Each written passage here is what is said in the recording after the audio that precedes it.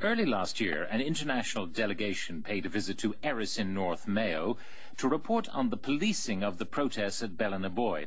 Tonight in Liberty Hall, a member of that delegation and the director of Global Community Monitor will relate their findings. For the last 23 years, he's campaigned around the world for industrial communities fighting for justice. His name is Denny Larson. Denny, you're very welcome to the programme. Thank you, thank you. Now, first of all, who are you as a group? Well, the Global Community Monitor is an international environmental justice and human rights organization that specializes in empowering industrial communities to actually physically monitor their environment to make sure that things are being done right. We found that, unfortunately, even in the developed world, oftentimes the government is not doing the right policing of the pollution problems when you get right down to the fence line. Now, you've looked at projects all over the world. When you got to Mayo, and you talk about your work with industrial communities. Now, looking at the landscape of Mayo, the last thing that you actually think of when you arrive there initially is an industrial community. It's far from that. It's ill-suited for that. It's what's called a greenfield area, and that's what I think is disturbing about the proposal to turn it into a brown field. It's ill-suited from a number of reasons, and the plan to develop that area seems ill thought out and has been rebuffed a number of times. However, it does have all the planning approvals from government that are required in these situations. Well, I think there's still some contesting of that issue. I'm not a specialist in Irish law, but it doesn't seem to be handled as well. I mean, the siting of the project has created environmental problems in the area already with the pollution of the lake and whatnot. So that sort of tells you, there may have gotten technical permissions, but perhaps they haven't been well thought out. From the point of view of Shell, they say they're doing it by the book. They're processing the gas when it eventually comes onshore because that is the way it is done. Unfortunately, it's coming onshore in a very wild area, a very unspoiled area. Well, actually, the processing of gas onshore is a relatively new thing, and it hasn't been done that way for a long time. There's very few places it's done on Earth that way, and it's being done primarily by companies now in order to save money. It doesn't seem like oil companies really need to be saving money right now. They should be spending more and cleaning up their pollution and doing things in a cleaner, better way.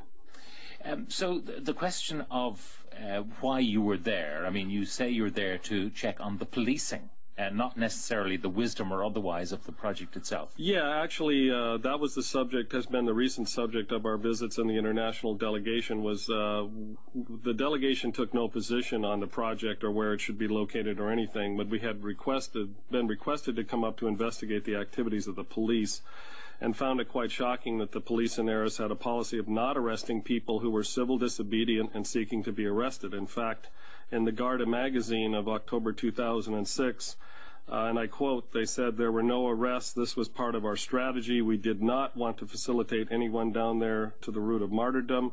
That has been the policy ever since." End of quote, Superintendent Joe Gannon. And this is what's, I think, at the basis of the problem there. And instead, people were being shoved and beaten when they were peacefully protesting. So we wanted to investigate that thoroughly because it's quite a shocking thing, something you'd more likely find in Nigeria, frankly, than Ireland. The decision by the Garda Síochána not to create, dozens, if not hundreds, of imprisoned martyrs was possibly based on their early experience where Shell themselves ended up being responsible for certain people going to jail because Correct. They would not obey injunctions. And that proved to be very counterproductive from Shell's point of view and for the advancement of the project. Well, I think it proved to be very revealing about the company's real intent. And again, the police do not have... How do you mean real intent? Because their intent seems to be to build a gas processing plant. At the cheapest possible way, and not in an environmentally sensitive way, which is at odds with their own policy. And it's not, the police do not have a choice about whether to enforce the law for civil disobedience.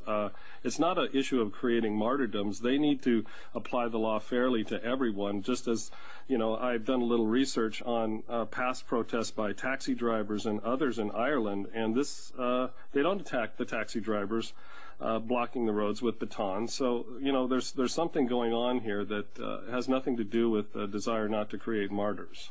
And that's what was disturbing to the delegation in our report. So your conclusions are about policing in Mayo?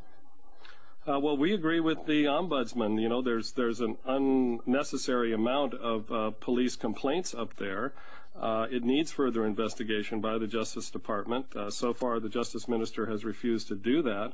And the policing needs to be changed up there. The Guard is not well trained. It's chaotic and dangerous to the public on the roads. And the whole situation needs to be completely reformed and held in a professional and legal way.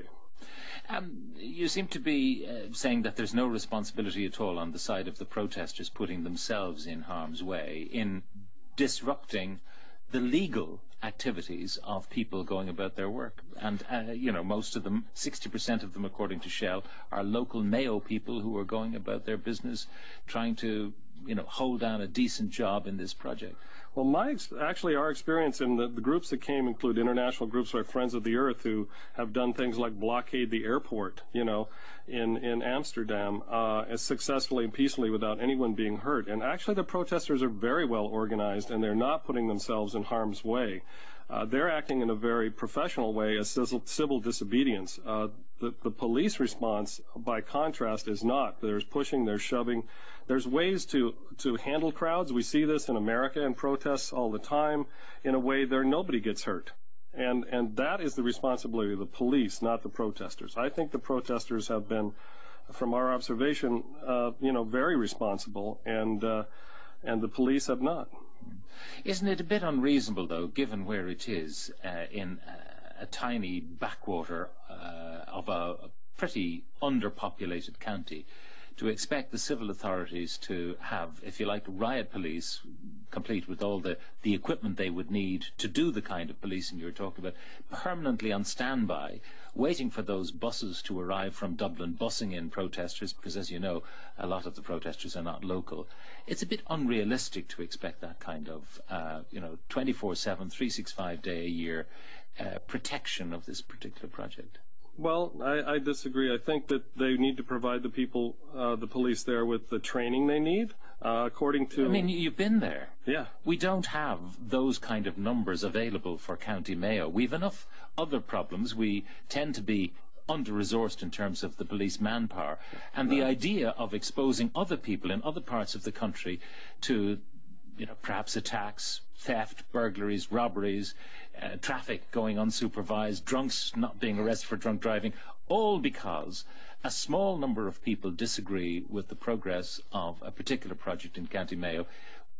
What you're looking for is a totally disproportionate policing response given the resources available to the Commissioner. Well, I think that's been their choice as how they police it, but it's merely... No. The way you are suggesting they police it is that they've already brought 250 people. They aren't trained. They aren't trained to handle crowds, and they've already spent $8 million, I think, according to a parliamentary question. No, but what is your proposal? Because it's all right to make criticisms, and you're perfectly entitled to do so, but you also have to be in a position to say, well, what is the alternative? And you're suggesting a permanently deployed police force, trained in crowd control and riot behavior. They should be trained in crowd control and the proper handling of civil disobedience, and they should arrest people who are civil disobedient and where seeking are they arrest. To be based?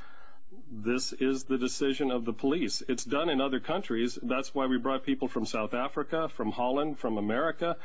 If we can do it over there, why can't it be done in Ireland? No, I'm just thinking, you went to Mayo, you saw it. Yes. It's a very, by our standards, a big county that's relatively underpopulated. Correct. You're looking for a huge proportion of the police force of Mayo to be permanently available. I don't think they need to be permanently available. In fact, if they were handling the protests in the right way and were fully trained, they might find that there'd be a change in the situation.